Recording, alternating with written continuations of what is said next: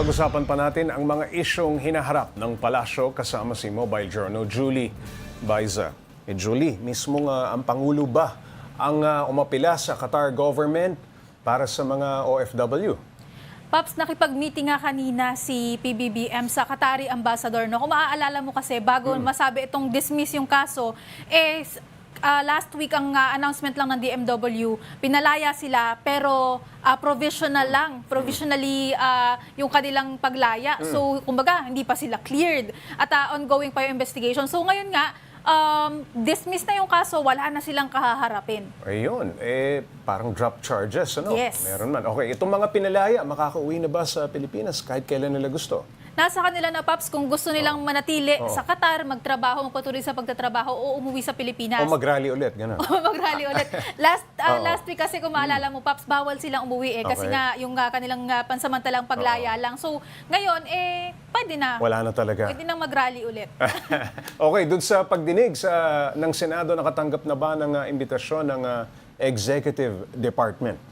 Sa ngayon daw, Paps, hindi pa nakakatanggap ng Imbitasyon. imbitasyon ang Mula sa palasyo. Senado. Oo. Pero kung makatanggap man daw, kailangan sabihin nga doon kung sino yung mga gusto nilang dumalo or yung mga kumbaga ire-require nila na dumalo. Si SP Escudero ang sinabi naman niya, isa lang daw sa mga hiling sana hindi mawala si General Torre. Pero ang palasyo, nagbigay na nga sila ng listahan ng mga maaaring dumalo at kasama doon si Torre.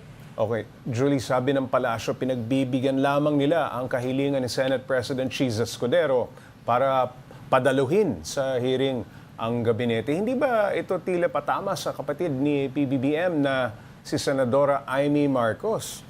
Siguro, Paps, nagsilbi lang na parang mediator itong si SP Escudero kasi medyo palitan na ng ng salitaan Mainit nung na. nakaraan na parang si Senator Amy, sinasabi nga niya yung tungkol sa hindi pagdalo, yung palasyo sinasabi nila sapat naman na. So siguro bilang leader na lang din ng Senado, siya na yung lumapit sa Executive Department at itong palasyo ang sinabi naman nga nila, pagbibigay galang sa kapangyarihan of course ni SP Escudero. Actually, isa naman din siya sa binigyan ng notice nung nakaraang linggo na hindi dadalo yung mga miyembro ng gabinete at iba pang government officials. Julie, sa ibang balita, mayroon daw mga Pinoy na kinulong sa China dahil sa pangi-espiya, ganti o retaliation daw bayan ng China. Anong sabi ng palasyo tungkol dito? Paps, ang sabi ng palasyo, wala naman daw concrete evidence na retaliation o gantian ng China. No? Pero bakit nga ba lumalabas yung ganung mga pag-iisip?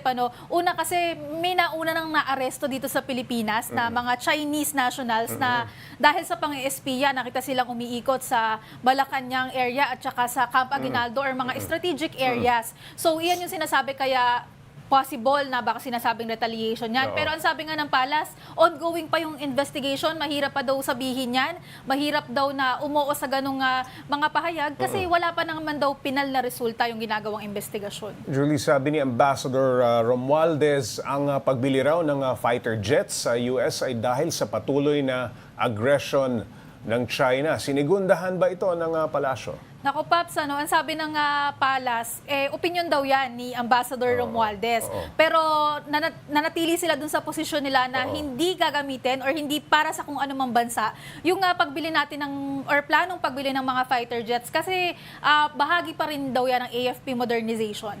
Ayun, maraming salamat Mobile Journal Julie Baiza.